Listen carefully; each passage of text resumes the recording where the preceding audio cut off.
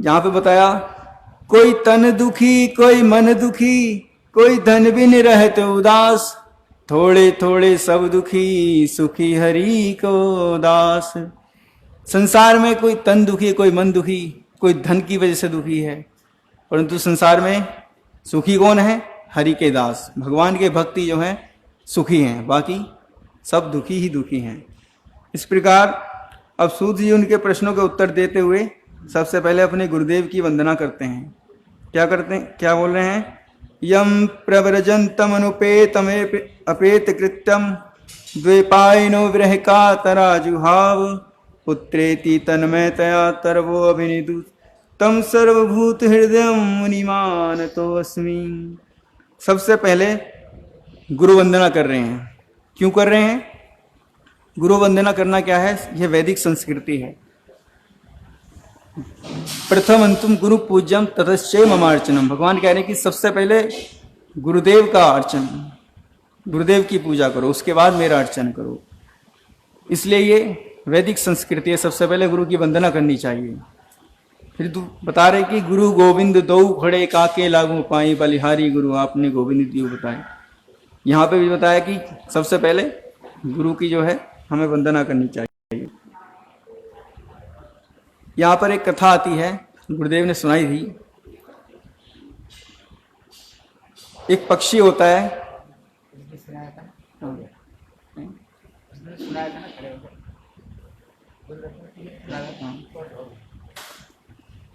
ठीक है आगे चलते हैं, गुरुदेव मना कर रहे हैं उसके लिए। इस प्रकार सूत जी ने अपने गुरु की वंदना की। यहाँ पे प्रभुपाद जी कहते हैं कि सूत जी इनके प्रश्नों के उत्तर देने से पहले सोच रहे हैं कि मैं इन्हें क्या उत्तर दूं। जो मैंने अपने गुरुदेव से श्रवण किया है वही इनको भी बताऊं या अपने मन से कुछ इनको बताऊं। इस प्रकार अगर मैं अपने मन से इन्हें कुछ कहता हूं उससे क्या होगा? ना तो मेरा कल्याण होगा ना इनका कल्याण होगा। इसलिए यहाँ पर शिक्षा देते हैं कि अगर हमें दूसरों को कुछ बताना है तो क्या करना पड़ेगा? जो हमने शास्त्रों से गुरु मुख से श्रवण किया है उसी को हमें बताना होगा। अगर हम उसे नहीं बताएंगे, अपनी इच्छा से कुछ बताएंगे, उससे उनका भी अकल्याण है और हमारा भी अकल्याण है। लेकिन जो गुरु वाणी है, भगवत वाणी है, शास्त्र वाणी है, वो कैसी है? वो हमारे हृदय के कल्मशों को दूर करने वाली है। इसलिए उसे ही जो है श्रवण करने से हमारा कल्याण है। जैसे कि यहाँ पर उदाहरण दिया, महाप्रभु जी राय रामानंद जी से मिले तो उन्होंने महाप्रभु ने राय जी से क्या पूछा कि राय कहो साधे निर्णय। राय रामानंद जी ने क्या कहा? स्वधर्म आचरणे क्या है? विष्णु भक्ति है। इस प्रकार और महाप्रभु ने उनसे बोला कि अगर जो भी कुछ सुनाओगे उसे शास्त्र का प्रमाण दे करके बताना, अपनी इच्छा अपने मन से कुछ मत बताना। तो उन्होंने शास्त्र का यहाँ पे प्रमाण दिया, वर्णाश्रम आचारवता पुरुषेण परापुमान विष्णु आराध्य पंथा नान्यत तत्तोष कारण। यहाँ पर उन्होंने शास्त्र का प्रमाण दिया। इसलिए कुछ भी सुनाते समय गुरु वाक्य और शास्त्र वाक्य को ही प्रमाण रूप में श्रवण कराने से मंगल होता है। इसी में जीव का कल्याण है। सूत जी भी यही सोचकर अपनी गुरुवाणी को बताने से पहले गुरु वंदना किए हैं। सूत जी कह रहे हैं कि मेरे गुरुदेव 16 वर्ष मातृगर्भ में रहे और गर्भ से निकलना नहीं चाह रहे थे। एक दिन व्यासदेव जी बोले, तुम अपनी माता को कष्ट क्यों दे रहे हो? गर्भ से बाहर के क्यों नहीं निकल आते? अब सुखदेव गोस्वामी जी गर्भ से ही उत्तर देते हैं कि मैं यहीं पर ठीक हूं, मैं यहाँ पर प्रभु का भजन कर रहा हूं, बाहर आऊंगा तो क्या होगा? माया में फंस जाऊंगा। तो यहाँ पर शिक्षा देते हैं कि जहां पर भजन हो वही सबसे अच्छा स्थान है। परंतु कलयुग का जीव कैसा है? वो हमेशा अपनी सुविधा देखता है, अपना स्वार्थ देखता है कि मेरे लिए भोजन की व्यवस्था कहाँ पर अच्छी होगी, शयन की व्यवस्था कहाँ पर अच्छी होगी, कि जहाँ पर मुझे कोई परेशान करने वाला नहीं हो, कोई कष्ट देने वाला नहीं हो। ये कलयुग के जीव की विशेषता है। जैसे कि हमारे बंसीदास बाबा जी महाराज कैसे भजन करते थे? अपनी जब उनके पास विषयी लोग आते थे तो उनके भजन में बाधा हो जाती थी। वो क्या करते थे? अपनी कुटिया के चारों तरफ मछली के कांटे, अंडे की छिलके डाल देते थे, जिससे कि विषयी लोग समझे ये तो पक्का विषय है, घोर विषय है ये क्या भजन वजन करता है, इस प्रकार। लेकिन वो क्या करते थे, वो अपने भगवान के भजन में आनंदित रहते थे। इसी प्रकार गौर किशोरदास बाबा जी महाराज भी कहाँ भजन करते थे, बाथरूम में। यहाँ पर ऐसी उदाहरण दिया इनका।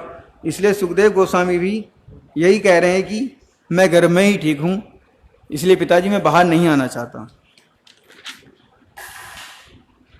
यहाँ पे बता रहे हैं कि मातृगर्भ में सब जो है कसम खा करके आते हैं कि प्रभु मैं संसार में जाकर आपका भजन करूंगा, परंतु संसार में आकर करते क्या हैं, माया का भजन करने लगते हैं, भगवान को भूल जाते हैं।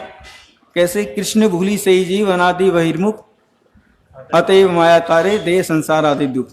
कृष्ण को भूल करके माया का भजन करने लगते हैं और इस संसार के दुखों में पिसते रहते हैं। और जैसे कि भक्ति विनोद ठाकुर जी ने कीर्तन गाया कि भूलिया तुम्हारे संसारे आसिया पे नाना विधि व्यथा, तुम्हारे चरणे आसी आछी आमी बलिवो दुखेर कथा।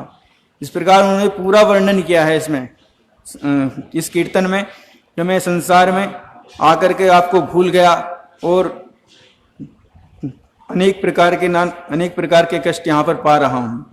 इस प्रकार इसमें वर्णन है। अब यहाँ पे जो आया, व्यासदेव जी ने कहा उनसे कि तुम बाहर आ जाओ, मैं माया को हटा दूंगा। तो सुखदेव गोस्वामी जी कह रहे हैं कि आप माया को क्या हटाओगे, आप तो खुद माया में फंसे हुए हो, आप क्या हटाओगे माया को। इसको तो मायापति ही हटा सकते हैं। मायापति कौन है, भगवान श्री कृष्ण। अगर वो इसको हटाएंगे तभी मैं आ सकता हूं। माया के लिए गीता में आया है, देवी हेषा गुणमयी मम माया दुरत्या। ये जो माया है बड़ी दुस्तर है, इसे पार करना बड़ा कठिन है। भगवान का आश्रय ग्रहण करने पर ही जो है इस माया से पार हो सकते हैं।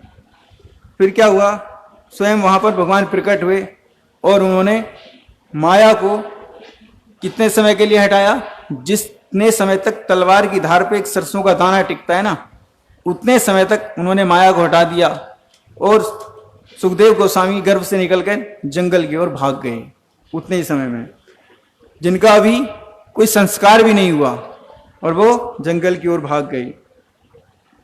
अब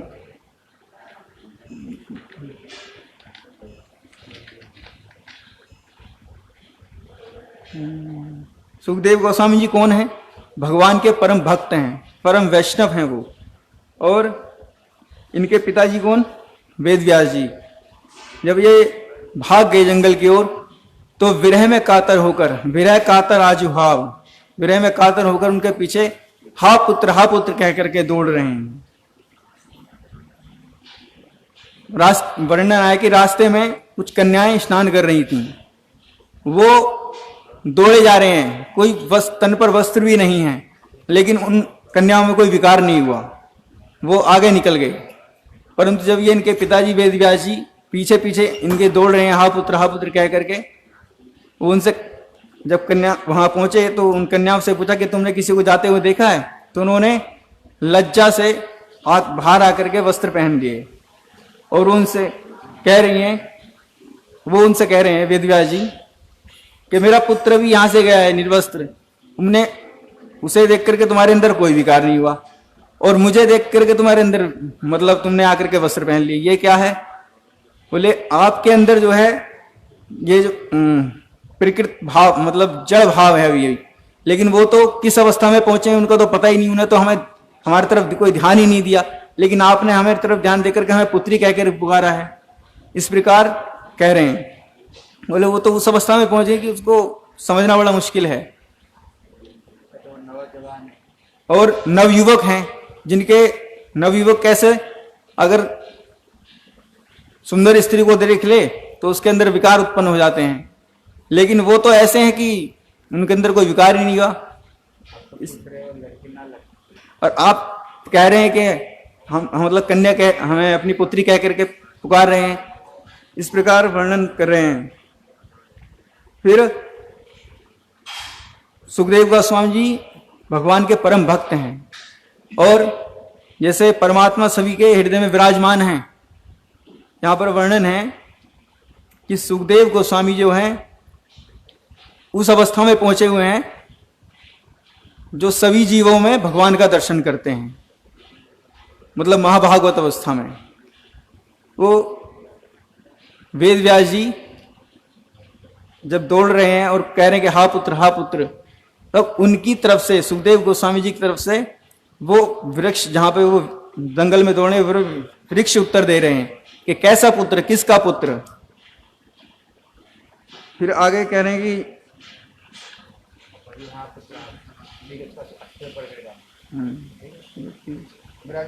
कि वांछा कल्पतरुभ्यश्च कृपा सिन्धुश्च पतितानां पावने वैष्णवेभ्यो नमः।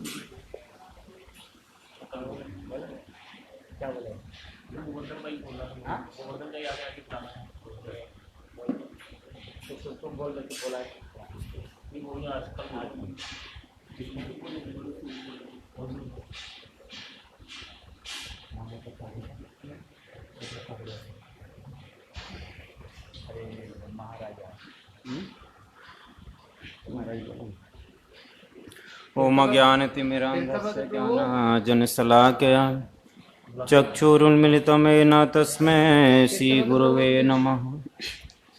गुरुवे गौरचन्द्राय राधिकाय तदालये कृष्णाय कृष्णभक्ताय तद्भक्ताय नमो नमः।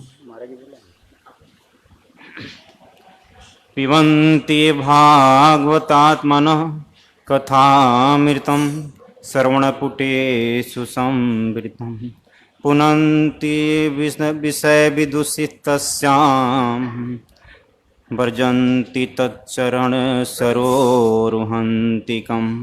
जय श्री कृष्ण चैतन्य प्रभु नित्यानंद श्री अद्वैत गदाधर शिवसदि गौर भक्तवृंद।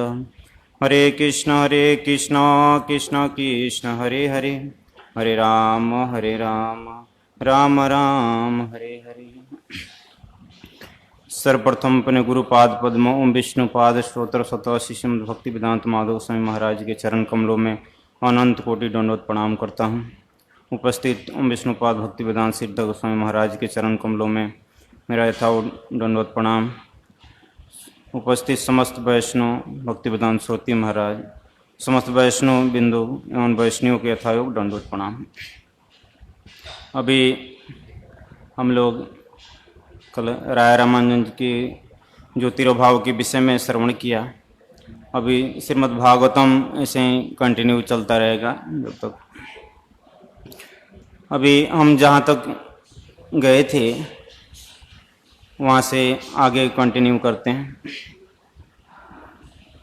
विदुर जी का ये प्रश्न है कि जो स्वयंभू मनु के पुत्र हैं और उनकी कन्याओं हैं, उनकी वृत्तांत क्या है।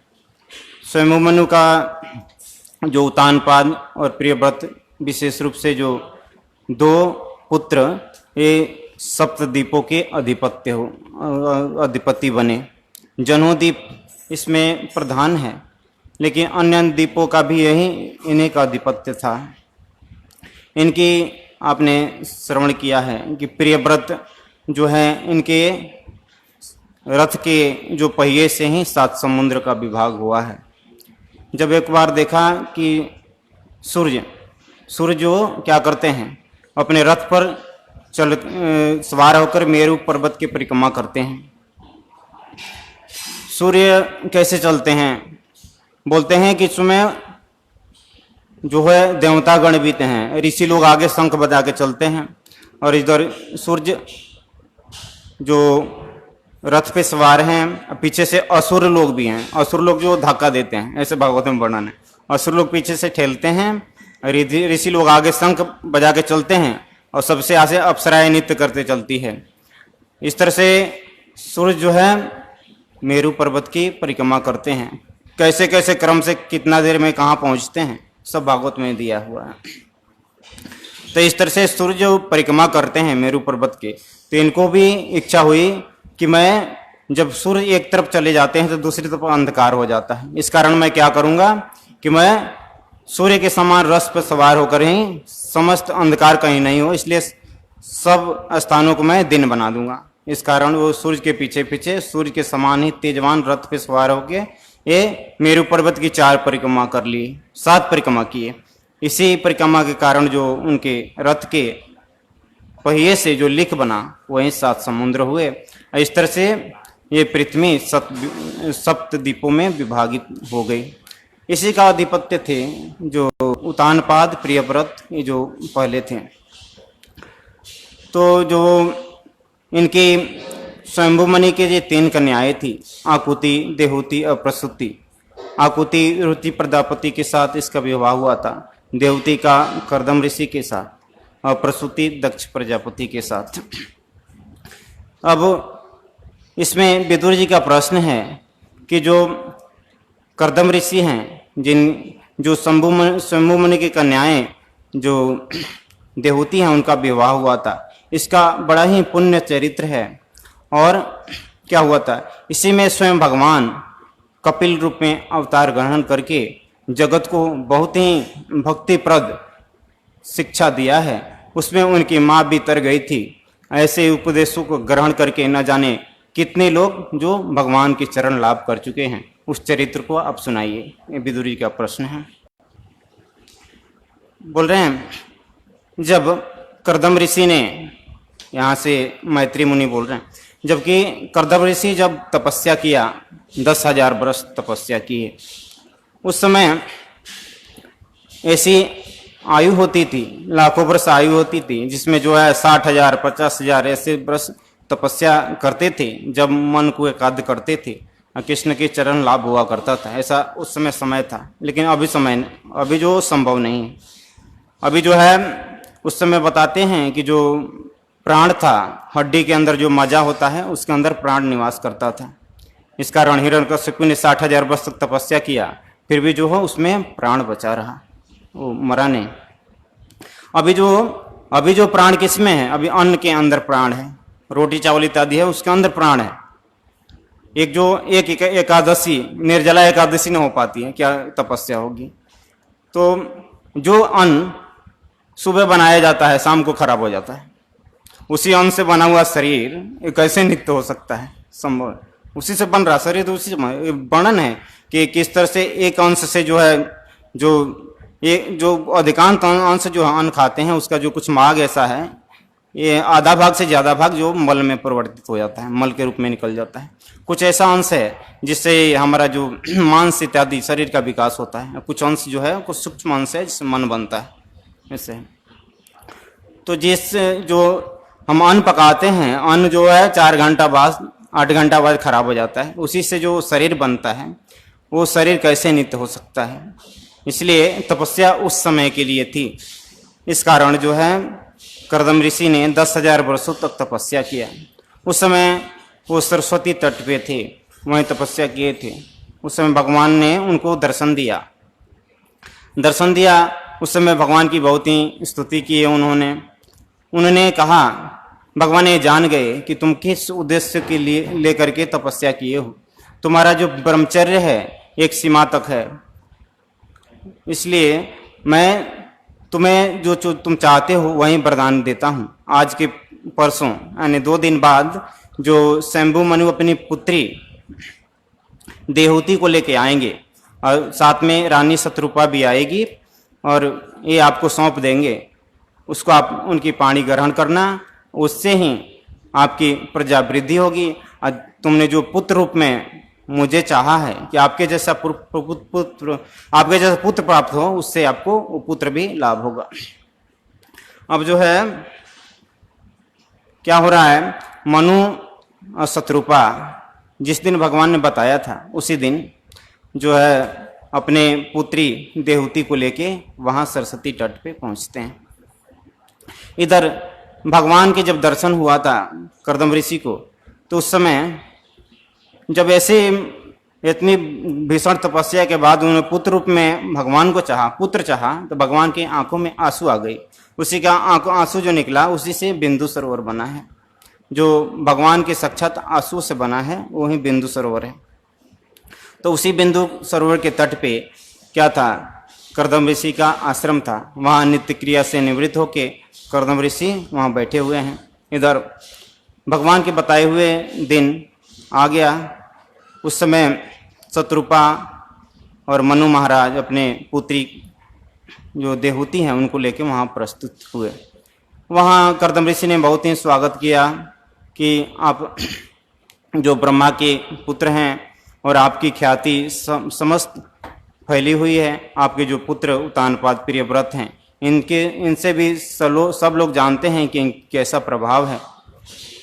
उस समय वहाँ बहुत ही फिर जो ये निवेदन किया, शंभु मनु ने निवेदन किया कि मैं ये जो अपनी सुकुमार कन्या है देहूती, इसको हम आपको समर्पण करते हैं। इसीलिए इसी प्रसंग को लेके हम यहाँ उपस्थित हुए हैं। उस समय कर्दम ऋषि जो है कहती हैं कि ये सब जो कुछ आप कहेंगे वो मुझे स्वीकार है, क्योंकि आपकी पुत्री जैसा सुकुमार और रूपवती कन्या कौन होगी, और कौन ऐसा जो पुरुष होगा जो ऐसे सुकुमार कन्या को ग्रहण नहीं करेगा। एक बार कर्दम ऋषि बोल रहे हैं, एक बार जो ये छत अपने अटालियों के ऊपर छत के ऊपर गेंद खेल रही थी, उस समय जो चित्ररथ गंधर्व है वो अपने विमान से इसके रूप को देख के गिर गया था नीचे। ये इतना सोचने इसका प्रभाव है। इस तरह से बहुत महिमा गान किया। गान करने के बाद उनकी पारी जो उनकी विवाह हुआ है, पाणी ग्रहण किया। इधर मनु और शत्रुपा वहाँ से कर्दम ऋषि को देहूती को सौंप के चले जाते हैं। बेवस्वतीपुरी में वो अपना जो मनु महाराज के राज्य है वहाँ चले जाते हैं। फिर इधर देहूती कर्दम ऋषि की सेवा में संलग्न हो गई। किस तरह से एक पतिव्रता जो स्त्री है उसके धर्म है, उसके अनुसार उन्होंने बहुत ही अपने आप को कर्दम ऋषि की सेवा में तल्लीन कर दिया। इस तरह से सैकड़ों वर्ष बीत गए सेवा करते करते। उसके बाद कर्दम ऋषि प्रसन्न होते हैं, कहते हैं कि ये तुमने अपना सुख न देखकर, अपने इस सुकोमल शरीर को ध्यान न रखकर भी तुमने हमारा बहुत ही सेवा किया है। इस कारण हम तुम पे बहुत ही प्रसन्न हैं।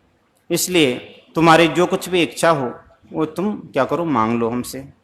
कर्दम ऋषि जो है बहुत ही समर्थ हैं, वो कुछ भी कर सकते हैं। उस समय देहूती कहती है कि भगवान, विवाह के समय आपने जिस प्राण को रखा था कि आप हमसे संतान उत्पन्न करेंगे, जब तक ही आप एक गृहस्थ आश्रम में रहेंगे, जब तक मेरे से संतान उत्पन्न हो जाए। संतान उत्पन्न होने के बाद आपने वानप्रस्थ लेने का ये प्रणय किया था, वो आज पूरा होना चाहिए। ये देहूती बोलती हैं। उस समय ये प्रण को पूरा करने के लिए कर्दम ऋषि ने कहते हैं कि हाँ, ऐसा आपकी जो कुछ वांछा है, जो इच्छा है वो पूरा करूँगा। उस समय कर्दम ऋषि एक बहुत ही अपने योग प्रभाव के बल पे एक बहुत ही सुंदर विमान का उन्होंने संरचना करते हैं, सृष्टि करते हैं। वो विमान में बताते हैं कि कैसा था। उसमें समस्त जो भोग की सामग्रियाँ वहाँ उपस्थित थी। वो विमान में जो है तरह तरह की जो प्रकोटे बने हुए थे, उसमें जो है तरह तरह की झंडियाँ, मलाएँ इत्यादि से सजा हुआ था। वो ऐसा मालूम होता था कि इंद्र की जो है सुधर्मा सभा ही वहाँ उपस्थित हो गया हो। उसमें तरह तरह की शिल्प कलाएँ, चित्रकारी बनाया हुआ था। उसकी जो दीवारें थी, जो किवाड़ें थी वो हीरे की थी। जो फर्श है स्फटिक मणि की। जो मूंगे के उस पे मूंगे के तरह तरह की बेदियाँ बनी हुई हैं। इस तरह से बहुत ही सुंदर जो उसमें तरह तरह के उद्यान हैं, तरह तरह की सरोवर इत्यादि सब उस विमान में ही मौजूद है। इस तरह से उत्तम विमान की तरफ देहूती का जो है कर्दम ऋषि ने इशारा किया। लेकिन देहूती क्या हुआ था, देहूती की अनेक समय सेवा करने के कारण इसका शरीर दुर्बल हो गई थी, और जो बालों में लटें पड़ गई थी, और जो क्या साड़ी भी मली कुचैली इत्यादि हो गई थी। उस समय देहूती के उस तरफ मन आकर्षण नहीं हो रहा है। जब कर्दम ऋषि ने समझ लिया कि किस कारण देहूती इस तरफ आकर्षण नहीं हो रहा है, तो उन्होंने इशारा किया कि बिंदु सरोवर के अंदर चली जाओ। उसके बिंदु सरोवर के अंदर जैसे गई, स्नान किया, उधर 1000 दासियों को देखा जल में। वो दासियां ने इनको देहूती को बहुत ही सुंदर ढंग से स्नान कराया, हल्दी उपटन इत्यादि लगाया। उसके बाद जो है दासियों के साथ जब अपने आप को पूर्व जैसी थी वैसी रूप में पाया। उसके बाद जो कर्दम ऋषि उस विमान पे चढ़ते हैं और जो मेरु पर्वत की घाटियां हैं जहाँ की देवताओं की विहार स्थली है, उसमें उन्होंने अनेक हजारों वर्षों तक वहाँ देवहूति के साथ रमण इत्यादि किया। उसके बाद वापस फिर यहीं आ जाते हैं सरस्वती तट पे जो बिंदु सरोवर है वहाँ। उसके बाद जो उन्होंने क्या करते हैं, कर्दम ऋषि फिर जो है पुत्र प्राप्ति की इच्छा से देवकी के समागम करते हैं। उससे फिर एक साथ ही 9 कन्याओं का उत्पन्न होता है। जो 9 कन्याएं उत्पन्न होती है, अब इधर कर्दम ऋषि जो है पुत्र प्राप्त हो गया, इस कारण ये वन में जाना चाहते हैं। यहाँ देवती कहती है कि जो है पुत्र जो पुत्री हुई है इसके लिए वर भी खोजना होगा, और जो ऐसा कोई होना चाहिए जो हमारा भी मार्गदर्शन करे। और भगवान की वो वाणी भी झूठी नहीं होनी चाहिए जो उन्होंने कहा था कि मैं ही पुत्र के रूप में आऊँगा। वहाँ जो है कर्दम ऋषि बोलते हैं कि ऐसा नहीं होगा प्रिय, तुम चिंता मत करो, जो है भगवान स्वयं परमेश्वर ही विष्णु ही तुम्हारे गर्भ से अवतीर्ण होंगे। वहाँ अनेक जो ब्रह्मा जी से जो ऋषि इत्यादि उत्पन्न हुए थे, उनको जो कन्याओं का उससे विवाह कर देते हैं। इधर कपिल भगवान की आविर्भाव होता है। उस समय बहुत ही सुंदर वातावरण इत्यादि वर्णन है, किस तरह से भगवान आते हैं, सब ग्रह नक्षत्र शांत हो जाते हैं, और वहाँ जो है ब्रह्मा जी स्वयं आते हैं, कपिल देव का स्तुति करते हैं और थोड़ा सा बोल वहाँ स्तुति करते हैं। करने के बाद जो है फिर जो एकांत में आके कर्दम ऋषि अपने पुत्र की स्तुति कर रहे हैं, परिक्रमा करके फिर पुत्र की वो वनगमन करते हैं। इधर जो है इसके यहाँ से तो देवहूति का जितना प्रश्न है उपदेश ही है। यहाँ से जो अब सताम प्रसंज्ञान जो अनेक श्लोक हैं, किस तरह से भक्ति की व्याख्या, ये सब हम कंटिन्यू करेंगे आगे। यहाँ से यही प्रसंग है अभी वंशाकल्पतरुभ्यश्च कृपा सिंधुभ्यश्च पतितानां पावनेभ्यो। यहाँ से मेन उपदेश है महाराज। प्रभु, you want to speak something? अंग्रेजी में बोल दो, अंग्रेजी में बोल दो, क्योंकि वो ट्रांसलेशन प्रभु जहाँ जहाँ they are doing practice how they are given to katha, so everybody are given chance, they can learn Hari Katha. अज्ञानतिमिरान्धस्य ज्ञानाञ्जनशलाकया चक्षुरुन्मिलितं येन तस्मै श्रीगुरुवे नमः। वाञ्छाकल्पतरुभ्यश्च कृपा सिन्धुभ्यैव च पतितानां पावनेभ्यो वैष्णवेभ्यो नमो नमः। श्री कृष्ण चैतन्य प्रभु नित्यानंद, श्री अद्वैत गदाधर शिवासादि श्री गौर भक्त वृंद। वो शायद ऊपर होंगे, मुझे छत पे होंगे ना कहीं, उनके घर में है ना कहीं, हाँ घर में ना शायद छत पे कहीं। हरे कृष्णा कृष्णा कृष्णा हरे हरे, हरे Ram Ram Ram Hare Hare. First of all, I offer unlimited obeisances to the lotus feet of my Gurudev, Paramaraditam Sri Srimad Bhaktivedanta Sridhar Goswami Maharaj, and I offer unlimited obeisances to all the Guru Parampara, all the assembled Vaishnavas and Vaishnavi. So I've been speaking about Venugeet, and we heard how Shukdev Goswami initially spoke about the beautiful ambience in Sri Vrindavan, the commencement of Sri Sharad Ritu, and after that how Krishna entering the woods of Vrindavan, he played his beautiful flute, and listening to the melodious sound of the flute, all the gopis, they wanted to glorify this Venu Madhuri, the melodious flute. And before they could speak about the flute, the beautiful form of Krishna manifested in their heart, because of which they were unable to speak anything. Shukdev Goswami, being omnipresent, he was there and he spoke that shlok of what beautiful form came in the hearts of Braj Gopis.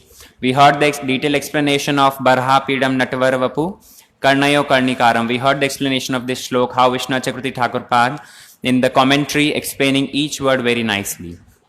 After that, Sri Shukdev Goswami Pad is saying that Iti Venuravam Rajan Sarvabhut Manohara Shrutva Brajastriyam Sarva Varnayantyo Abhire Bhire. Here, Shukdev Goswami Pad is saying that because of the beautiful form of Krishna which manifested in the heart of Braj Gopis, they were not able to speak anything. But once that urge to meet Krishna calmed down, Gopis they collected some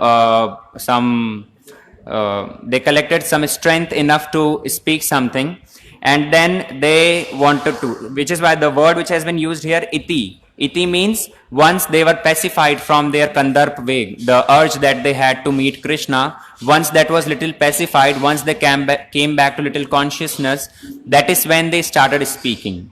And here the flute which Krishna played was Sarvabhut Manohara, which means Shukdev Goswami Pad here saying that the flute which was played by Krishna, that was not only for Braj Gopis. This flute was audible to everyone. All, in fact, everyone in the woods as well as in the homes of Braj, they were able to listen this flute, this melodious flute. And Shrutva Brajastriya Sarva Varnayantyo Abhire Bhire, which means Braj Gopis, they are completely immersed in this melodious flute of Krishna, and they wanted to express their heartfelt moods, and they went to the Swajatiya Gopis, and they were expressing their moods, and remembering the beauty of Krishna, they are not able to speak anything. They are actually embracing each other, considering the other gopi as Krishna. Someone is embracing the other gopi and feeling that I am embracing Krishna. Someone is embracing Krishna thinking, like one gopi, she is saying that, whatever the other gopi had in the heart, if the gopi spoke the same thing. So she is thinking that how you got to know about my heartfelt moods. So thinking like this, they started embracing each other, and then they spoke the first verse. Here, the first verse which Gopi spoke, that is Akshvanatam phalamidam na param vidama sakhya pashun anuvivesh yaturvayasya vaktram vrajesh shutiyor anuvenu justam yerva nipitam anurakta kataksh moksham. Here, they are explaining that the beauty of Krishna, the Roop Madhuri of Krishna, that is so higher that gopis, they have this shyness, they have fear of their family members and their Guru Vargas, but even this fear is not able to stop them from expressing their heartfelt moods. So here they are saying that why you are, like one gopi is saying to other gopi that why you are wasting your life, why you are wasting your senses in your house. Come with me, let's go to Vrindavan, the woods of Vrindavan. There you will be able to witness such a great thing, and taking darshan of that thing, you will be able to make your eyes, your all the senses as well as your life successful. Come with me. So here they are trying to express they wanted to express the Venu Madhuri, the melodious flute. They wanted to express about the glories of flute. But since this beautiful form of Krishna is manifesting in their heart time and again, they are again diverted from what they are trying to express. So what they are doing here, they started expressing about the beautiful form of Krishna, and because of the fear, because of the shyness and all these sanchari bhav, they are expressing the beauty of not only Krishna, they are expressing it for Balramji also. Because here Vrajesh Sutiyo, that's Dvivachan, that's plural, that's for two people. So they are expressing the beauty of Krishna and Balram both. Why they are doing so? Because though they are expressing it in the front of their gopis, but still they want to hide their love. They don't want anyone to know about the love which they had towards Krishna. So they are trying to express it in such a way that no one would know. If they would have expressed about the beauty of Krishna, then everyone would know that how much love and affection they had. So which is why Krishna and Balram, they are expressing the beauty of both. and especially the way they are expressing it, that is also very confidential. How? They are saying akshunatam phalamidam na param vidama, that whose eyes are successful, they are expressing that the topmost fruit of this eyes is this and nothing else. So if someone is asking that what is this fruit, they are not like, this is in very few words they are trying to express the moods, that akshvanatam phalamidam na param, that we don't know anything else, but this is the topmost fruit of having eyes. Then what is this topmost fruit? Then they started explaining Pashun anuvivesh yatorvayasya, which means Krishna, when he is entering from one wood to another woods, at that time he is following the cows. All the cows are walking in front, and Krishna, he is creating different sound, like the cow grazers, what they do while grazing the cow, they create different voice so as to collect the cow, so as to direct them in a proper direction, to guide them in a proper direction. So from their mouth, Krishna and Balram both are creating a different voice, and all the friends, all the same aged friends are with them, Dam, Shridam, Madhumangal. And what they are doing, Krishna is playing his beautiful flute, and from his eyes he is looking, he is doing kripa kataksh, he is from the side glances he is looking towards his loved ones. If someone has taken this form darshan of Krishna, then that is the topmost fruit of the eyes. This is what gopis are trying to say, and especially they are saying that Krishna and Balram both. Srila Vishwanath Chakravarti Thakur, he is saying that here they said Vrajesh Sutyo, which means they are trying to express it for Krishna and Balram both. Krishna, he is the son of Nanda Maharaj. Nanda Maharaj is Vrajesh. Vrajesh means the king of Vraj. So Krishna, he is the son of Vrajesh. But how Balramji? Balramji is the son of Vasudev. So he should not be called as Vrajesh. Vrajesh Sut. He should not be called as the son of Vrajesh, because he is the son of Vasudev and Rohini. So in the commentary, Vishwanath Chakravarti Thakur is explaining different meaning of Vrajesh Sutyo. This word has different meanings, how Balramji is also qualified to be called as Vrajesh Sut. First thing Sri Chakravarti Pad said, that in Harivansh Puran, it has been mentioned that Vasudev Maharaj, he was also the owner of a lot of cows, and which is why he is in Braj, he is also called as Vrajesh. So which is why Balramji, if he is called as Vrajesh Sut, then there is no fault in it. Vrajesh Sut means the son of Vrajesh. So Vasudev Maharaj, being the owner of a lot of cows, he is also famous as Vrajesh. This is the first reason he quoted. Second explanation, Sri Chakravarti Pad saying that from the very birth, Balramji was born in Nand Bhavan, and from the very birth, Balramji, Sri Nanda and Yashoda, they are considering Balram as his own son, as their own son, and they have took care of Balramji in the same way. And Balramji also see Nanda Baba as his own father, which is why if he is called as Vrajesh Sut, then there is no fault in it. In fact, when Krishna was born, Nanda Baba went to pay taxes to Kansa, and when he met Vasudev Maharaj in the jail, Vasudev Maharaj also promoted it. Vasudev Maharaj said that my son and my wife both are in your house, and Balram, he always consider you as his father. So as if Sri Vasudev Maharaj is also he is also giving the proof that if Balramji is called as Vrajesh Sut, then there is no fault in it. In fact, from when Krishna Balram, both of them, they went to Dwarka.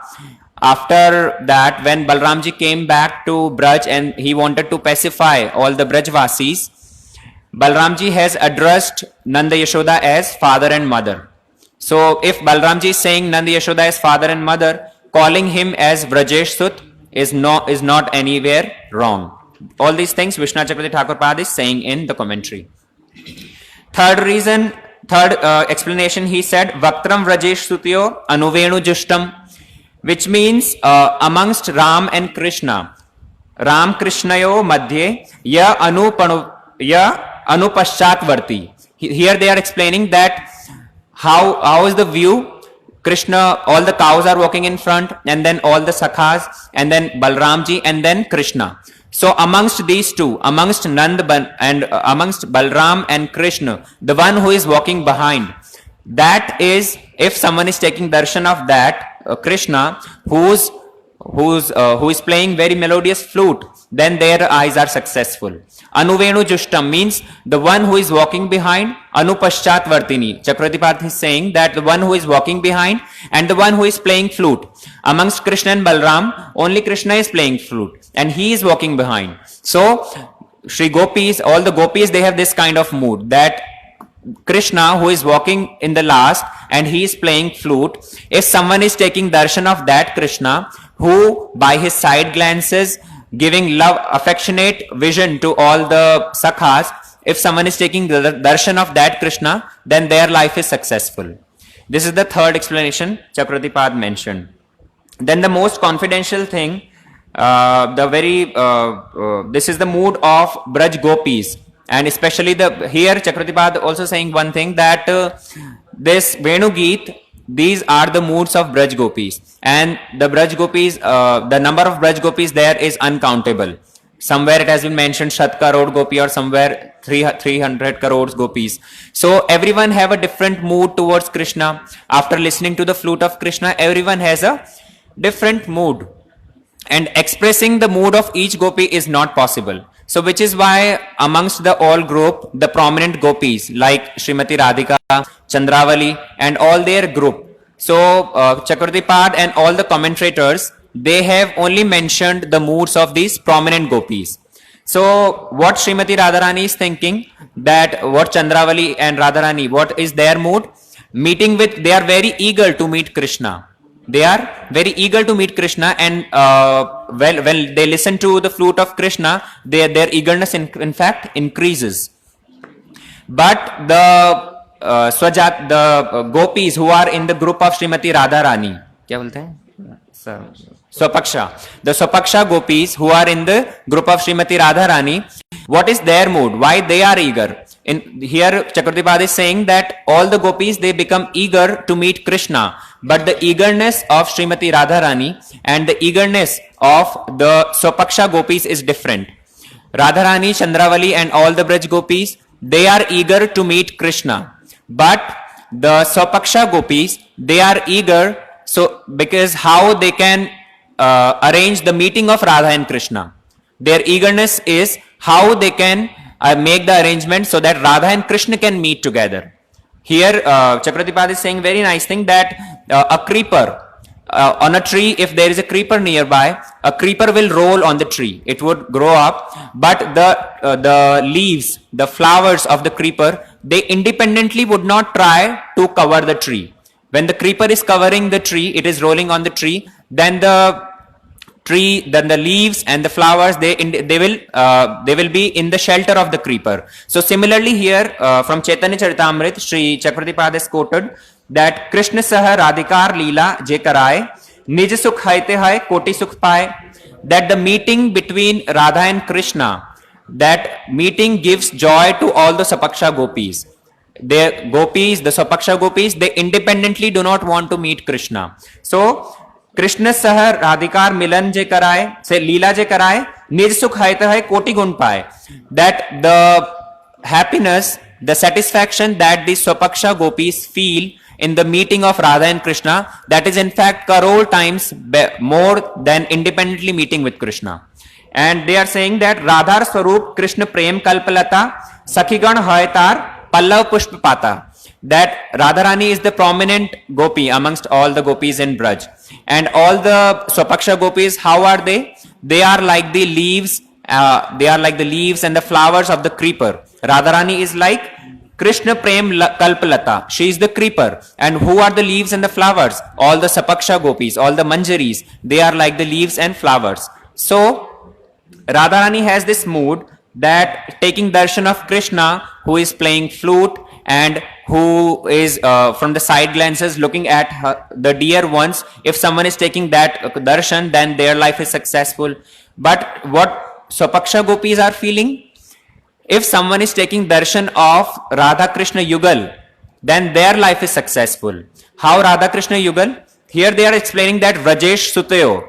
This Vrajesh Sutayo means Vrajesh Suta and Vrajesh Suta. Vrajesh Sutascha, Vrajesh Sutascha, which means Vrajesh Suta Shri Krishna and Vrajesh Suta Srimati Radharani.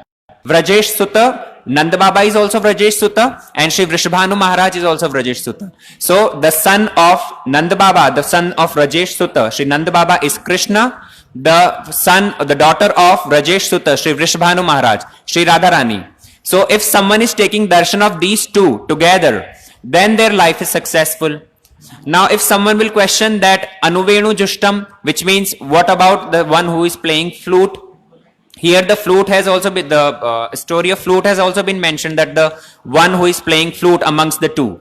Then Chakravartipad here saying that amongst the Goswami Granth it has been written that sometimes Radharani, she also takes the flute of Krishna. In Madhyan Leela, sometimes Radharani, she snatches the banshri of Krishna and she also plays it. Once Krishna plays it, then Srimati Radharani plays it. So which is why Anuvenu Jushtam, which means after Krishna has played the flute already, Shri Radharani plays the flute.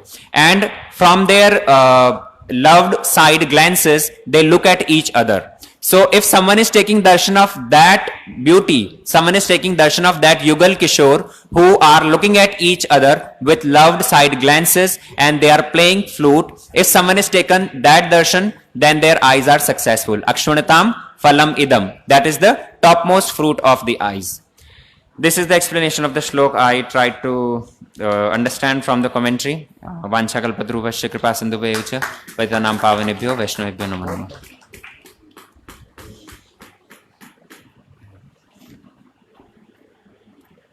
Hari Bol, Hare Krishna. Maharaj, you want to speak something? Okay, can tell tomorrow, okay? Om Jnanatimiram Dasya Jnananjana Salakaya Chakshurunmilitam Jena Tasmai Sri Gurave Namah. Gurave Gaurachandraya Radhikaya Istadalaya Krishnaya Krishna Bhaktaya Tadbhaktaya Namo Namo. Shri Krishna Chaitanya Prabhu Nityananda Shri Advaita Gadadhara Srivasadi Gaur Bhakta Vrinda. Bola Hare Krishna Krishna Krishna Hare Hare Hare Rama Bola Hare Krishna Krishna Krishna Hare Hare Hare Rama Rama Rama. सर्वप्रथम मेरे गुरुपाद पद्म नितलीला प्रविष्णु विष्णुपाद अष्टोत्तर शतश्री श्री श्रीमद् भक्ति श्री रूप सिद्धांति गोस्वामी महाराज के चरण कमल में अनंत कोटि साष्टांग दंडवत प्रणाम करता हूँ। तत्पश्चात मेरे शिक्षा गुरुपाद पद्म नितलीला प्रविष्णु विष्णुपाद अष्टोत्तर शतश्री श्री श्रीमद् भक्ति वेदांत श्रील नारायण गोस्वामी महाराज के चरण सरोज में श्रद्धा पुष्पांजलि अर्पण करता हूँ। उपस्थित समस्त वैष्णव वैष्णवियों को यथा योग्य प्रणाम करता हूँ। हरे कृष्ण। श्री श्रौती महाराज की जय। हरे। हाँ, हम लोग अभी हम लोग श्रवण कर रहे थे, हैं, कहते श्री कपिल देवहूति संवाद, और हमारे श्री मुरारी प्रभु जी बड़े सुंदर रूप में उनकी कथा सुनाए। इसलिए अभी उनकी कहते उनको 9 ठो बेटी हुई, हम लोग श्रवण कर रहे थे।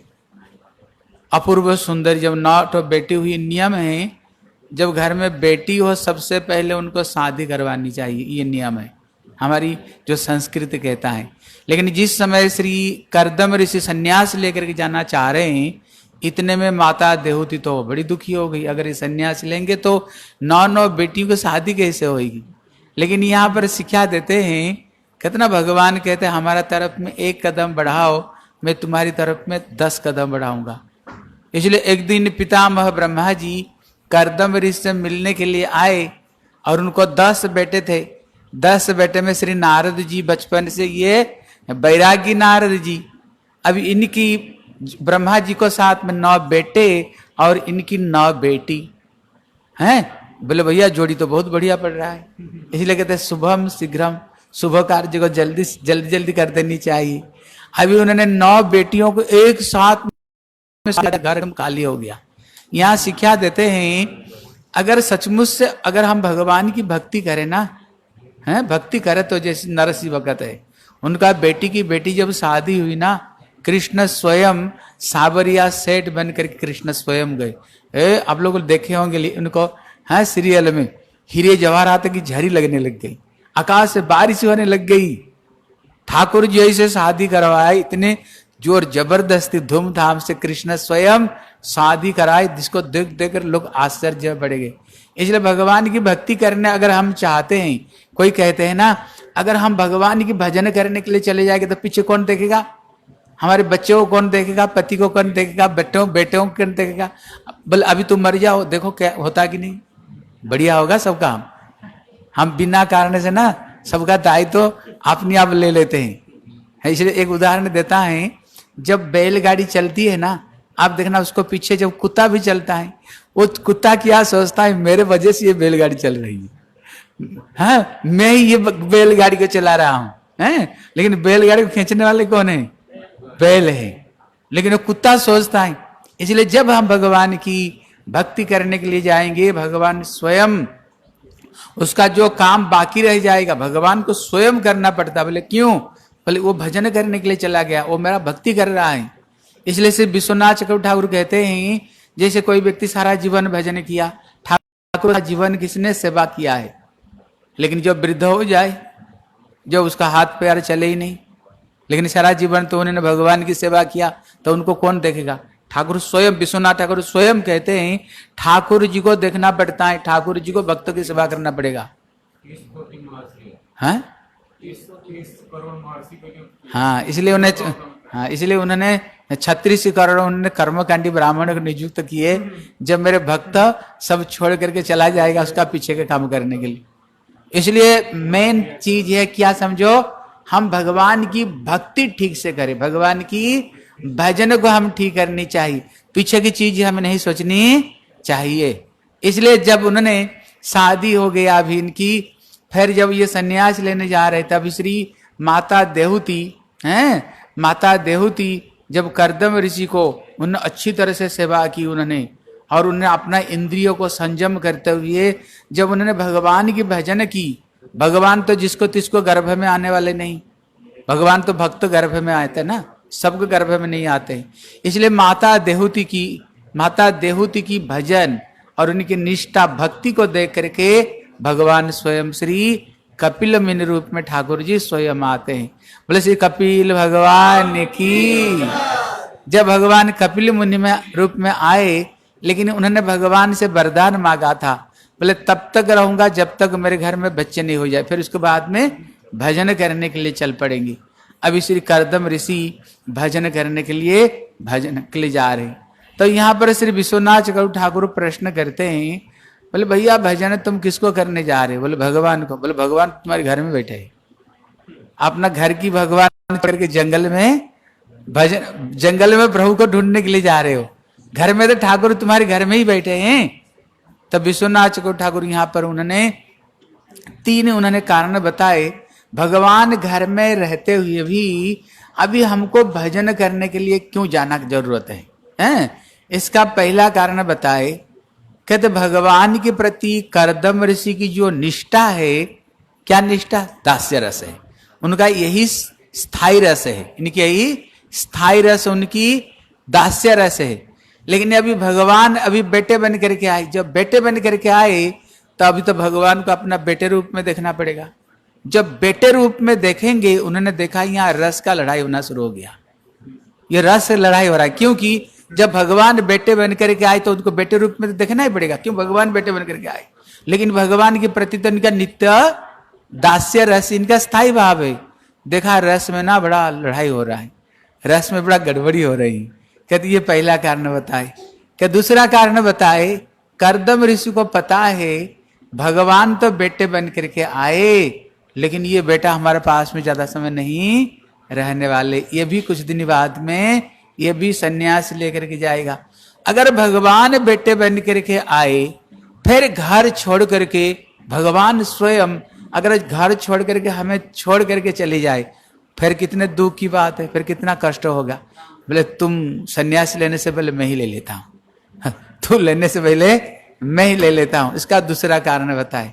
बोले तीसरा कारण विश्वनाथ ठाकुर कहते हैं, कहते यहां पर भगवान गृह में अवतीर्ण होने पर भी अगर मैं घर छोड़ करके जाता हूं इसमें कोई अपराध नहीं होगा। बोले क्यों अपराध नहीं होगा? बोले कारण है क्या? बोले कारण है, कहते कारण है कि तो वैष्णव धर्म में, जो वैष्णव धर्म में एक विशेष चीज है।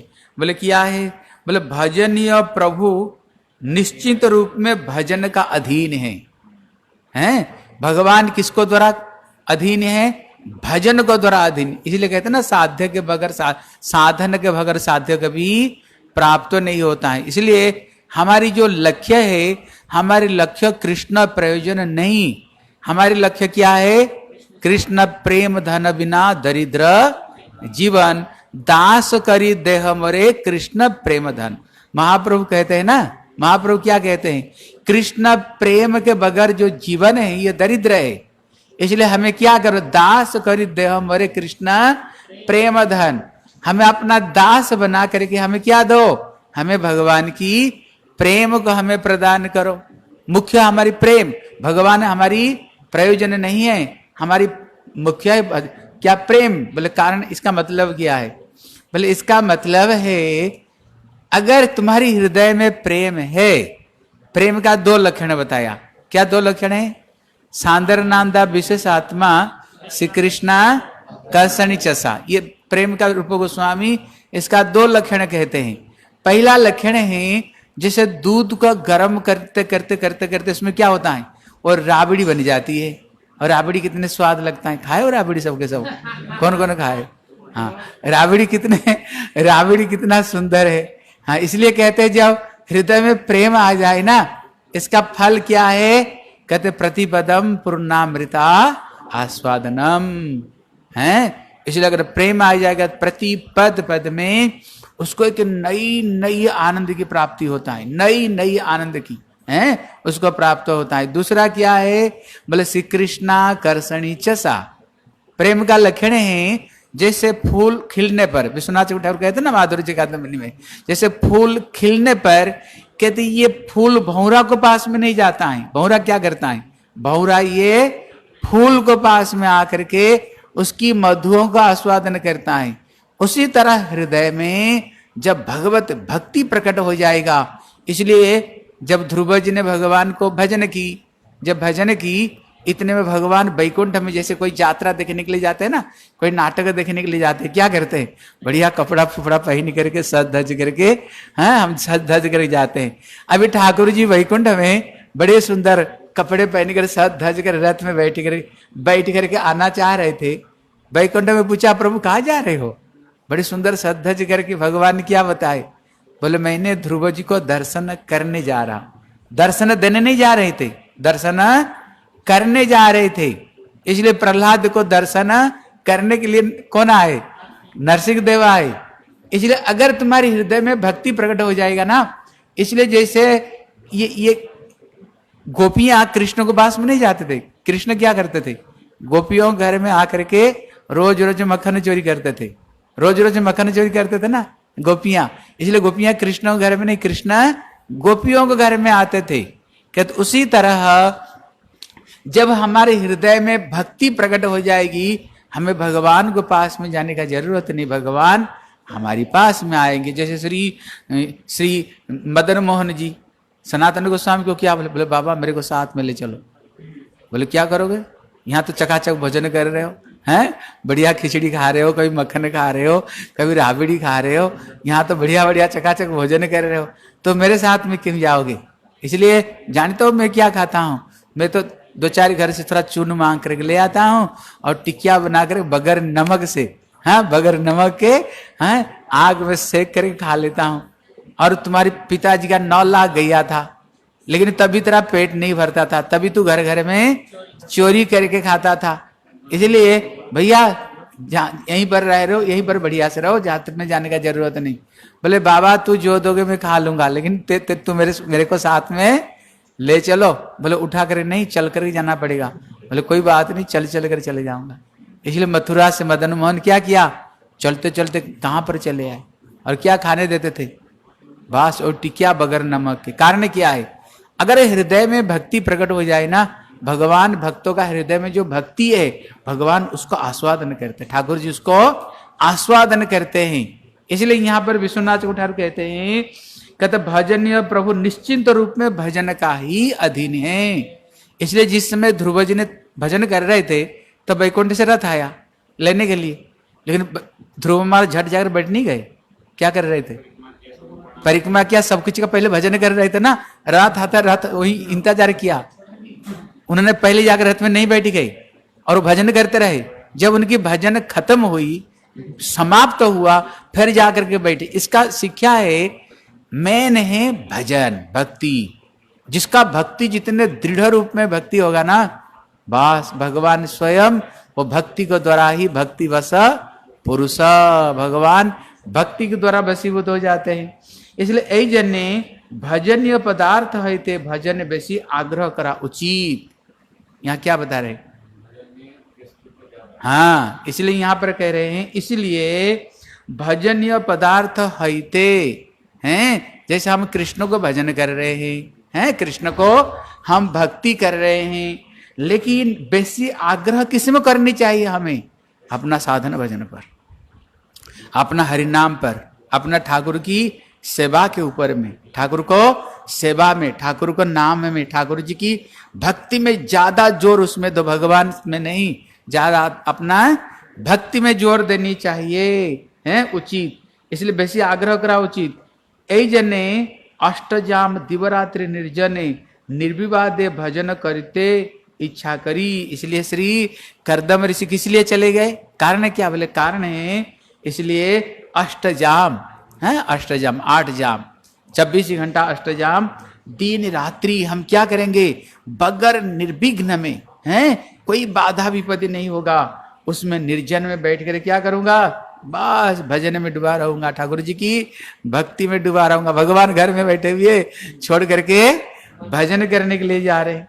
इसलिए यहां पर कहते हैं, क्योंकि कृष्ण ये बात को स्वयं बोले, बोले कृष्ण क्या बोले, बोले सर्वधर्मान परित्यज्य माम एकम शरणम ब्रज अहम त्वाम सर्व पापे मोक्षयिष्यामि मां शुच। कृष्ण खुद बोले ये बात को। कृष्ण क्या कहते हैं, बोले सर्वधर्मान परित्यज्य, तुम सारे धर्म, कभी बेटा, भगवान बेटा बन करके आए, पत्नी है, बेटा है, बेटी आए, लेकिन इनको छोड़ करके कृष्ण क्या कहते हैं, ये सारे धर्म को, लौकिक वैदिक सारे धर्म को छोड़ कर क्या करो, माम एकम शरणम ब्रज। हे अर्जुन, तुम मेरे शरण में आ जाओ, माम एकम, केवल मेरे शरण में ही तू आ जाओ। बोले पाप नहीं लगेगा, पाप नहीं लगेगा, है ये सब बेटा बेटी पत्नी भगवान घर में स्वयं आए, आप कह रहे सब छोड़ करके भजन के लिए आ जाओ, पाप नहीं लगेगा। देखो कृष्ण कितने बड़े प्रतिज्ञा लेते हैं, बोले अहम त्वाम सर्व पापे मोक्षयिष्यामि। तू जो सोच रहे हो ना पाप लगेगा, ये सारे पाप से मैं तेरे को मुक्ति दिला दूंगा। मां सोचो, कोई चिंता मत करो, कोई चिंता नहीं करो। इसलिए श्री चैतन्य महाप्रभु, प्रभुपाद कहते थे, चैतन्य महाप्रभु कितने उम्र में सन्यास लिए थे, बोलो 26 साल में। घर में उनको कौन थे, पत्नी 16-17 साल की विष्णु प्रिया और बूढ़ी माँ, और कोई नहीं घर में, कोई घर में नहीं। और उसको पहले बड़े भाई विश्वरूप, पहले 2 भाई थे, पहले एक भाई सन्यास लेकर चले गए। देखो किसी अवस्था में सन्यास लिया उन्होंने, पहले बड़े भाई सन्यासी बनकर विश्वरूप चले गए, उसको बाद में पिताजी जगन्नाथ मिश्र का भगवत लोक में चले गए, उनको भी हैं, उनको भी भगवत धाम में वो भी चले गए। घर में केवल बूढ़ी, एक बूढ़ी माँ और नवजवान पत्नी। इसी उम्र में महाप्रभु संसार त्याग देते हैं। क्यों, दुनिया को महाप्रभु क्या शिक्षा देते हैं, कहते साधु पावा बड़ा कष्ट जीवे रे जानिया, साधु कृष्ण रूप, साधु गुरु रूप पे कृष्ण आयला ने दिया। जगत में साधु मिलना बड़ा कठिन है, इसलिए भगवान स्वयं एक साधु का रूप धारण करते हुए जगत में आकर के अपना जीवन में आचरण करते हुए शिक्षा देते हैं। हमारे श्री भक्ति वेदांत नारायण गोस्वामी महाराज कितने उम्र में सन्यास आए मंदिर में?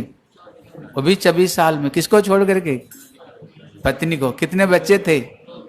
2 बेटियां थी। उनने 2 बेटियां थी, 3 बेटियों को महाराज ने छोड़ करके 26 साल उम्र में उनने भजन करने के लिए आए। फिर उनको बेटियों को शादी किसने दिया? कोई चिंता उन्होंने की?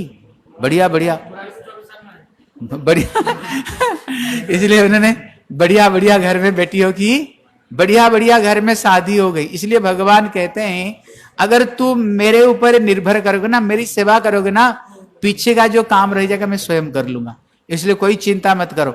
अगर मेरी भजन नहीं करोगे फिर तो भैया अगर तुम सोचोगे तुम करने के लिए, तुम फिर करो और क्या, तुम करते रहो।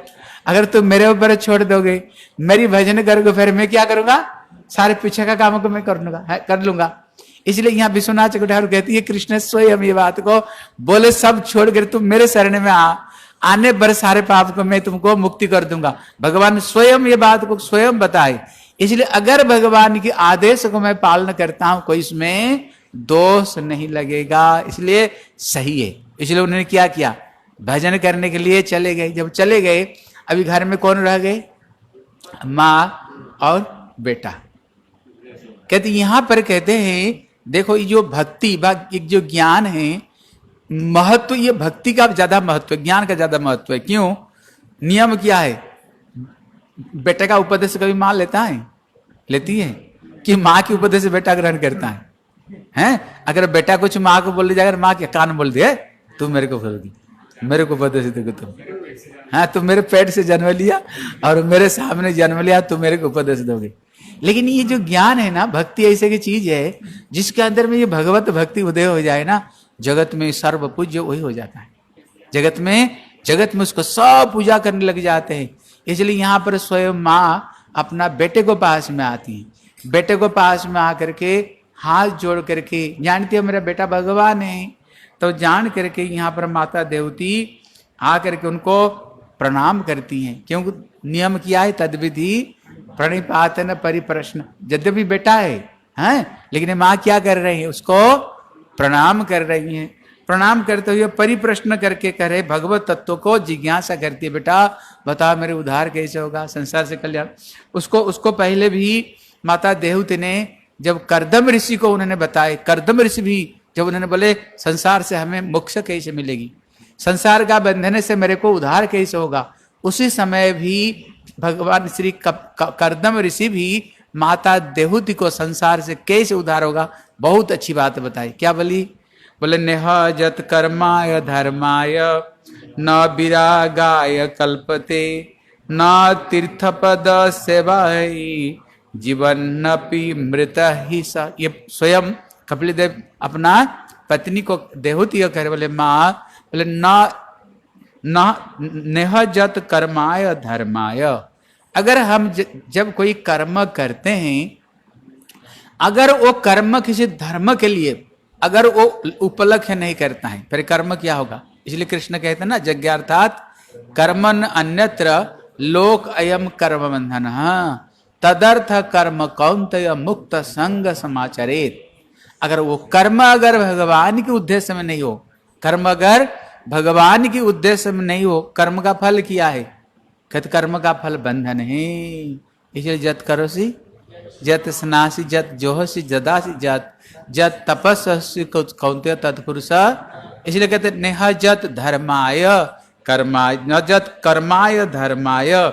लेकिन अगर वो जो धर्म कहते विरागाय कल्पते, अगर वैराग्य के लिए नहीं हो, है वो धर्म अगर वैराग्य के लिए, वैराग्य मतलब एक तो वैराग्य संसार का वैराग्य से है, फल्गु वैराग्य, मरकट वैराग्य, श्मशान वैराग्य, प्रसव वैराग्य, जितने।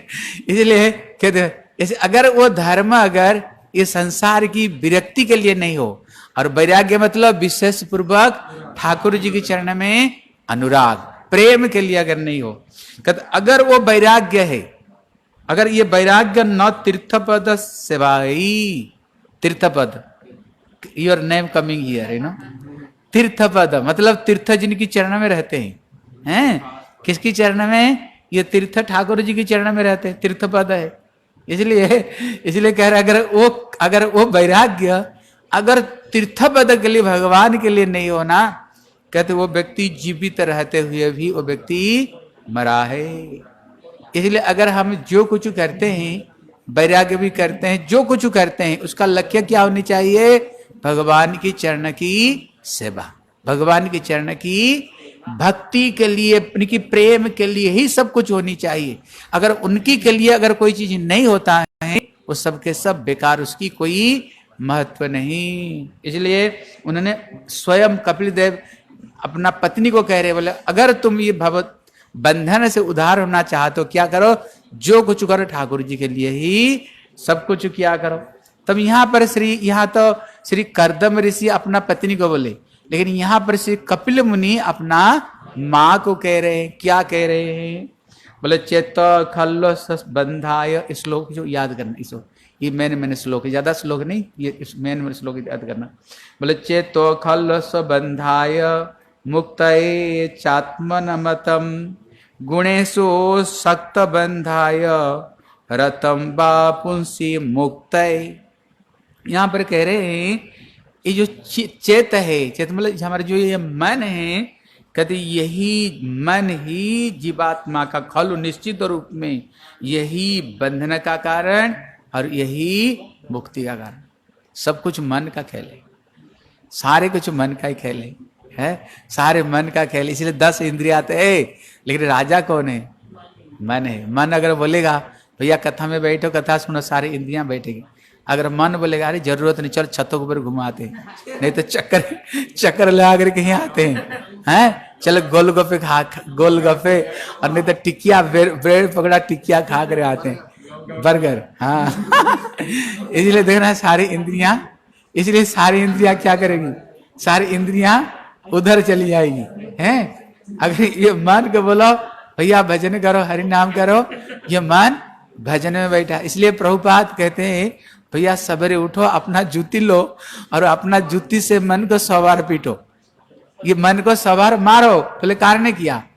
कारण ही ये मन को समझाओ, मन आज दिन भर भगवान का नाम करना, ठाकुर का नाम कीर्तन करना, ग्रंथ अध्ययन करना, श्लोक सीखना, भगवान की कथा सुनना, सेवा करना है। ये मन को सवेरे उठ करके 100 बार जूती मार, मतलब मन को समझाया करो भजन करने के लिए। इसलिए कहते बोले माँ ये मन ही सब कुछ है। इसलिए अगर ये चित्त को गुणे से सक्त बंधाय, अगर ये चित्तों को अगर विषय में अगर इसको आसक्त कर लो ना, बोले माँ फिर क्या होता है? ये सब के सब बंधन का कारण बन जाता है। अगर ये मन को भगवान के चरण में लगा दो तो क्या होगा? बस यही मुक्ति के कारण बन जाएगी। इसलिए सब खेल का ये मन ही सबका खेल है। इसलिए तब कहते हैं भैया तुम तो बोल दिया, ये मन को क्या करो? अपना भगवान के चरण में लगाओ। लेकिन इतना बात है, इतना आसानी है, हैं? ये मन बड़ा चंचल है, कैसे तेरा भजन करो राधे तेरी चरणों की ब्रज धूल जो मिल जाए।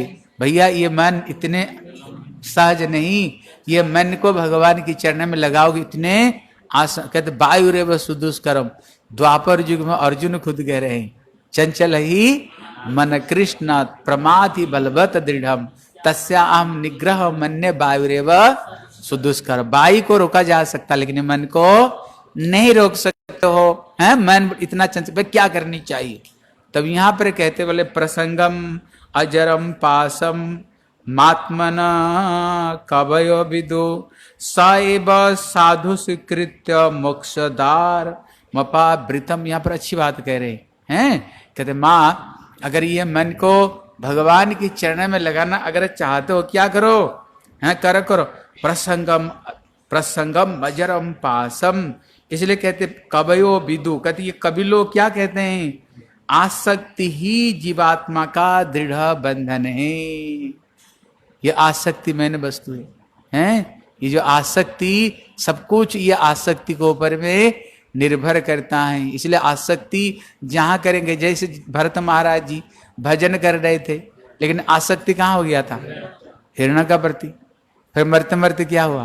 हिरण बन गए। क्यों? आसक्ति वहीं पर आसक्ति था, इसलिए आसक्ति था तो करते करते हिरण बने। इसलिए जहां पर तुम्हारी आसक्ति रहेगी ना, बस हम वहीं रहते हैं। भले ही वृंदावन में वास कर रहे हैं, लेकिन मन और कहीं है। फिर मन जहां पर वहीं रह रहे हो, भले ही शरीर तुम्हारी यहां पर रहे, लेकिन बाहर रह रहे हैं। लेकिन अगर हमारा मन वृंदावन में है, भगवान के भजन में, फिर हम कहाँ रह रहे? वृंदावन में रह रहे। आसक्ति ही मैंने है। फिर वो आसक्ति को क्या करनी चाहिए? यहाँ पर अच्छी कहते बोले स एव साधु से कृत। अगर आसक्ति करना है ना, किससे करो? बोले साधुओं से करो। है मोक्षदार मपावृतम। अगर ये आसक्ति कर साधु से कर दो तो क्या होगा? ये मुक्ति के कारण बन जाएगी, संसार से बंधन से पार हो जाओगे। अभी यहां प्रश्न आता है, फिर ये आसक्ति साधु से क्यों करे? ये आसक्ति साधु से क्यों करे, दूसरे से क्यों नहीं करे? इसलिए कहते हैं सतांग प्रसंगात मम वीर्य संविदो भवन्ति हृतकर्ण रसायन कथा ताज्यो सन आसु अपवर्ग वर्तमनि श्रद्धा रति भक्ति अनुक्रमिसति। कहते अगर हमारी आसक्ति साधु से करते क्या होगा? हैं कारण क्या? बोले साधु से इसलिए करनी चाहिए। कहते ना एक थियोरिकल और एक होता है प्रैक्टिकल। एक थियोरिकल एक प्रैक्टिकल है। इसलिए साधु से करने से वो प्रैक्टिकल हो जाता है। जैसे यहाँ पर देखो सबरे सब साधु लोग उठते हैं, मंगलारती में उठते हैं। जैसे परमेश्वरी प्रभु यहाँ रहते हैं, वो सबसे पहले मंगलारती में आते हैं। तो दूसरा क्या? अगर नहीं जाएंगे ना डंडा पड़ेगा डंडा पड़ेगा अगर मंगलारती में नहीं जाएंगे तो। हैं मंगलारती में डंडा पड़ेगा। कहाँ गए? गौर कहाँ हो? निताई गौर निताई कहाँ हो? गौर निताई। बस गौर का नाम लेते पता नहीं गौर कहाँ का घूमता है, और गांव नाम लेते गौर प्रकट हो जाता है फिर धड़ाधड़ नीचे से उतर कर आ जाते हैं सब। इसलिए यहाँ पर कहते हैं बोले कारण क्या है? इसका कारण क्या? कारण है ये जो साधु को साथ में ना, इसलिए नारद जी कह रहे ना अपना किसको कर? व्यास देव को नारद जी कह रहे। क्या कह रहे व्यास देव नारद जी को? हैं क्या कह रहे? कहते मैंने वो साधुओं के संग किया। सचमुच से जो साधु है ना, वो साधु ही थे, स्वादु नहीं थे। क्या थे? वो स्वादु नहीं थे, केवल पिज्जा पास्ता खाने वाले नहीं थे। साधु ही थे, भजन करने वाले थे। इसलिए जिनकी ख्याति अव्यर्थ कालतम विरक्ति मानुषता, सचमुच से ये जो भाव का अंकुर का जो 9 लक्षण है ना, उनको साथ में था उनको शरीर में। इसलिए उनका संग करने का नाते देखना, जैसे व्यक्ति संग करोगे ना, उसका धीरे धीरे रंग भी ऐसे धीरे धीरे रंग चढ़ने लग जाएगा। हैं अगर बीड़ी फूंकने वालों को पास में बैठोगे, शराब पीने वालों को पास में, बोले पी लो, बोले नहीं हमारा परिवार में कोई नहीं पीते, बोले रोज थोड़ी पीते हो, ये शादी का समय एक बार पी लो, थोड़ी पियोगे, बस एक ढक्का एक घोट पी लो, बाद में एक घोट करते करते फिर हो गया शराब बन जाओगे क्या। इसलिए मेन है क्या? मेन है साधु। अगर साधु का संगम, जैसे यहाँ पर प्रभु जी रहते हैं, इसलिए तुम लोग प्रभु जी स्वयं करते हैं, हरि नाम करते, स्वयं आकर कीर्तन में बैठते हैं, स्वयं आकर कीर्तन करते हैं। इसलिए क्या होता है ना, वो ज्यादा प्रभाव पड़ता है, वो ज्यादा प्रभावशाली ज्यादा होता है, करने पर ज्यादा प्रभाव पड़ता है। इसलिए कहते हैं सतांग प्रसंगात मम वीर्य संविदो। जब साधु संग करोगे, उनका संग से क्या होगा? संग नहीं प्रसंग से। एक होता है संग, एक प्रसंग है। संग मतलब क्या है? कहते साधु का जटा में भी जू रहता है, उंकुणी। साधु के जटा में भी वो जू रहता है, लेकिन साधु का खून चूसता है। वो साधु का संग कर नहीं, साधु का खून चूसता है। इसलिए क्या है? कहते प्रकृष्ट। प्रकृष्ट मतलब है उनको उपदेश अनुरूप, बस साधन का अनुरूप अपना जीवन को उसमें अतीत करना, व्यतीत करना। इसलिए प्रसंगात किया, बोले मम वीर्य संविदो। मेरी जो वीर्यवती कथा, वहां पर जो मेरी वीर्यवती कथा होती है, वीर्यवती कथा क्यों होती है? कारण क्या? बोले कारण है वो अनुभूति संपन्न, बाई भजनानंदी संपन्न। देखना उसकी कथा उतना ही प्रभाव पड़ता है दूसरों के ऊपर में, जो व्यक्ति जितने साधन भजन करता है। अगर तुम करते नहीं, तुम जीवन में नहीं करते, दूसरों को बोलो ना, देखना कोई अफेक्ट नहीं होगा। क्यों? वो बोलेगा तुम क्या करते हो, वो बोलेगा ना तुम क्या करते हो, खुद तो करते नहीं, हमको बोलते रहते हो। हाँ यही बोलेगा, तुम तो करते नहीं, हमको बोलते रहते हो। इसलिए उसका प्रभाव नहीं पड़ता है। लेकिन जो करेगा ना, और एक विशेष बात है, जो व्यक्ति करेगा, जो भजन सचमुच से भजन करेगा, उसका जो वाणी में ज्यादा प्रभाव भी होता है। जैसे रसगुल्ला है, एक व्यक्ति रसगुल्ला नहीं खाया, एक व्यक्ति खाया, लेकिन एक व्यक्ति सुना रसगुल्ला मीठा, उसको पूछो रसगुल्ला कैसे, बोले मीठा है, कहीं बोला सूखा मीठा है, लेकिन जो खाया है ना, बोले रसगुल्ला कैसे, बोले रसगुल्ला बहुत मीठा है। हार क्या रस है कितना, क्योंकि वो खाया ना रसगुल्ला को। इसलिए यहां कहते हैं सतांग प्रसंगात, साधु का प्रकृष्ट रूप में संग से। वो कथा कैसे, मम बीर्य संविदो, वो बड़े प्रभावशाली कथा है, मम बीर्य संविदो। इसके लिए हमारे तीर्थ महाराज जी उदाहरण देते थे। अब क्या उदाहरण देते थे, जैसे लड़की की पेट में जब बच्चा नहीं होता है ना, ये बड़ा अच्छा बोलते थे, जब बच्चा नहीं होता है उसका मन चंचल रहता है, इधर उधर भागती है। लेकिन जो उसको पेट में बच्चा आ जाती है ना, फिर उसका मन इधर उधर नहीं भागती है, फिर वो बच्चे को प्रति ध्यान लगाना शुरू कर देती है। तो बच्चों को कैसे खिलाना पिलाना, उसको कैसे बड़ा बनाना, उसको कैसे करना, उसमें वो लग जाती है। इसलिए बीर्जियों को साथ उदाहरण दिया है, इसलिए बीर्जियों को साथ उदाहरण दिया। कहते ये कथा बीर्जवती कथा, मम बीर्ज संविदो, इसलिए भवंती हृदय करना रसायन कथा। वो कैसे है, बोले हृदय और जो कान है, ये दोनों को ये रस प्रदान करने वाले हैं। हृदय कान को ये रसायन, इसलिए इसको रसायन बता। रसायन क्यों, कि 10 तरह का आयुर्वेदिक मेडिसिन से रसायन बनता। जैसे रसायन को पान करो सारी रोग खत्म हो जाएगी, शरीर में ताकत आ जाएगी। इसलिए जो कृष्ण कथा है, देखो जैसे सवेरे शाम को यहाँ कथा होती है, इसलिए यहाँ पर भक्त ज्ञान वैराग्य यज्ञ हुए, ज्ञान वैराग्य यज्ञ हुए, क्योंकि हरि कथा सुन रहे ना। इसलिए महाप्रभु क्या बोले, पौधा तो लगाया, अगर उसमें पानी नहीं दोगे ना सूख जाएगी धीरे धीरे। पानी किया, साधु संग ही पानी है। इसलिए तुम लोग इतने हरिनाम भजन भक्ति कर रहे, चूंकि साधु संग कर रहे हो, हरि कथा सुन रहे हो, तभी ये भक्ति ज्ञान जगा हुआ है। अगर हरि कथा नहीं सुनोगे ना, बस ज्ञान भी धीरे धीरे लेट जाएगा, बूढ़ा बन जाएगा, और वैराग्य भी, दोनों ही बूढ़े बन जाएंगे। भजन करने में भक्ति में कोई उत्साह नहीं रह जाएगी। इसलिए पानी देनी चाहिए। इसलिए मम बीर्ज संविदो भवंती हृति करना रसायन कथा, हृदय और कान को ये रस प्रदान करने वाली। ये सुनने से क्या, आंसू जल्दी से जल्दी आप वर्ग वर्तमनी, जितने सारे दुख कष्ट है सुने थे, प वर्ग प फ ब भ और जे म, ये सब के सब क्या हो जाएगा, परिश्रम भय मृत्यु व्यर्थता सब खत्म हो जाएगी। और श्रद्धा रति भक्ति, पहले कथा सुनते सुनते सुनते क्या होगा, आदो साधु संग है, इसलिए श्रद्धा, इसलिए कथा सुनते सुनते कथा ही श्रद्धा प्रकट कराएगा है। उसके बाद में रति व भाव, और उसके बाद में धीरे धीरे भक्ति व प्रेम धीरे धीरे कौन प्रदान करेगा, कथा। इसलिए मेन जो चीज है ना कथा ही है, मेन सबसे मुद्र कथा ही है। इसलिए कहते हैं ना, कृष्ण रस भाविता मति क्रियताम कुतः यदि लभ्यते तत्र लौल्य मूल्य मेकलम कोटि सुकृति न लभ्यते। भैया भक्ति सुकृति से होता है।